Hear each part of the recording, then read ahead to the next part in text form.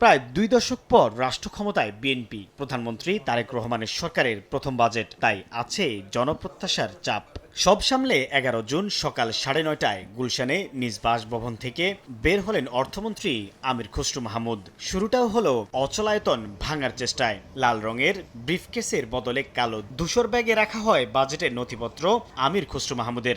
জাতিকে সামনে রেখে, বাংলাদেশের প্রতিটি মানুষকে মাথায় রেখে, বাংলাদেশের মানুষের কল্যাণে, দেশের কল্যাণে সব কিছুকে মাথায় রেখে বাজেটটা দেওয়া হয়েছে। জানান, শিক্ষা, স্বাস্থ্য ও সামাজিক সুরক্ষাকে অগ্রাধিকার দিয়ে এবারের বাজেটে থাকছে অর্থনীতি পুনর্গঠনের প্রত্যয়। আমরা স্থিতিশীলতা এবং সামনের দিকে একটা প্রসপোরাস বাংলাদেশ দেখতে চাই, সেদিকে যাওয়ার একটা প্রচেষ্টা এখানে আছে এবং সেটা সকল জনগণকে নিয়ে। এখানে এই বাজেটের সবচেয়ে মূল প্রতিপাদ্য বিষয় যেটা হচ্ছে প্রত্যেকটি নাগরিককে এই বাজেটে অন্তর্ভুক্ত করা হয়েছে।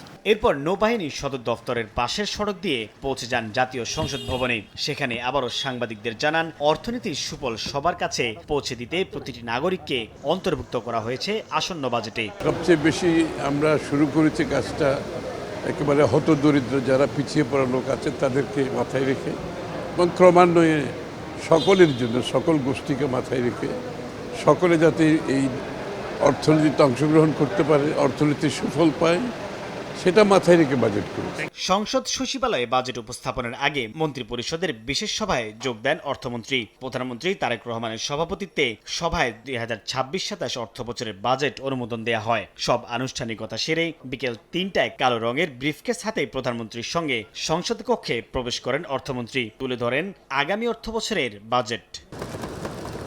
সাইফুল ইসলাম, সময় সংবাদ, ঢাকা।